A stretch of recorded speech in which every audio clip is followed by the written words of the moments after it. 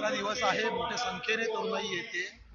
कशा प्रकारे पाहताय तुम्ही सुद्धा पाहणी केलेली आहे, पहिली प्रतिक्रिया काय आहे? मला खूप आनंद आहे की आपण वेव सारखा हा उपक्रम राबवला आहे. आज त्याचा तिसरा दिवस आहे आणि मला वाटतं जर आपण पूर्ण वेगवेगळ्या कंट्रीज देशांकडनं शिकलो तर मला वाटतं जे 8 म्युझिक फॉर्म आहे ही एक अशी भाषा आहे जी कोणत्याही भाषेच्या वर आहे. ती डायरेक्ट जाऊन मनाला भिडते. तर वेव्हचा हा तिसरा दिवस आहे पण यांनी महाराष्ट्रातच खळबळ निर्माण नाही केलेली आहे, देशात आणि पूर्ण विश्वात निर्माण केलेली आहे. आणि मला वाटतं हे हे तर ही एक सुरुवात आहे पण याच्याने कल्चरल डिप्लोमॅसी, पॉलिटिकल जे कनेक्शन्स आहेत ते स्ट्रॉंगर, ते जास्त स्ट्रॉंग होण्यात मदत होणार आहे नक्कीच. आणि जे आपले आर्टिस्ट आहे, आपलं जे फोक म्युझिक असेल, रिजनल क्लासिकल, त्याला पण एक छान प्लॅटफॉर्म मिळालेला आहे टू गो ग्लोबल. कारण आता to go global we need the strength of our culture आणि ते कल्चर आपल्याला इथं वेगवेगळ्या सेशन्स मधनं दिसून येतं. मॅम ऍक्च्युली एकीकडे पीएमच्या हस्ते याचं ओपनिंग झालं. सगळी स्टारकास्ट आपण पाहिली, रजनीकांत पासून सर्व लोक आलेले होते.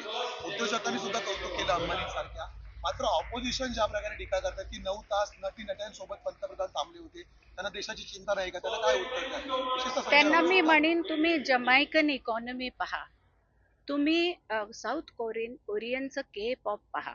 ह्या सगळ्या म्युझिकल एंडेवर्सनी त्या देशांना इतकं सारं टुरिझम दिलंय. त्यांच्या लँग्वेज मध्ये इंटरेस्ट घेतलाय लोकांनी. त्यांची लँग्वेज कळत नाही पण त्यांचं म्युझिक त्यांना कळतं, त्याच्यामुळे लँग्वेज शिकतायत. त्यांचे 2 लाख पेक्षा जास्त लोक के पॉप मुळे लँग्वेज जास्त शिकतायत. कॅरिबियन नेशन आहे आपला जमैका, छोटासा नेशन आहे. त्याच्यात रेगे म्युझिकमुळे तो फेमस झाला. आज टुरिझमच्या भरोशावर असे देश जगतायत. तर आपल्याला गरज आहे की नाही इकॉनॉमिक डेव्हलपमेंटची, आर्थिक दृष्ट्या सुदृढ व्हायची, तर त्याच्यात कोणतंही आपल्याला ऑप्शन दिसलं तर ते मागे नको ठेवायला. म्युझिक, कला, नाटक हे जे आहे ऑप्शन, ते खूप मोठं ऑप्शन आहे ज्यांनी आपल्याला टुरिझम मिळतं, कल्चरल टुरिझम मिळतं आणि ते आपल्याला एक्सप्लोर करत राहायला पाहिजे. आणि ह्या लोकांना नीट पॉलिसीजच्या द्वारा सपोर्टही करायला पाहिजे, जे मोदीजी करतायत त्याचा मला आनंद आहे. कौतुक देवेंद्रजींचं खूप झालं या वेव्समुळे. ऑपोजिशन्सला सुद्धा तुम्ही निमंत्रण द्याल का इथे येऊन अटेंड करायला, जेणेकरून त्यांनाही कळेल की कशा प्रकारचा कार्यक्रम त्यांना आहे? निमंत्रण आहेच आणि ज्यांच्याकडे निमंत्रण नाहीये मी स्वतः देईन त्यांना, काय इश्यू नाही. थँक्यू. थँक्यू. चला.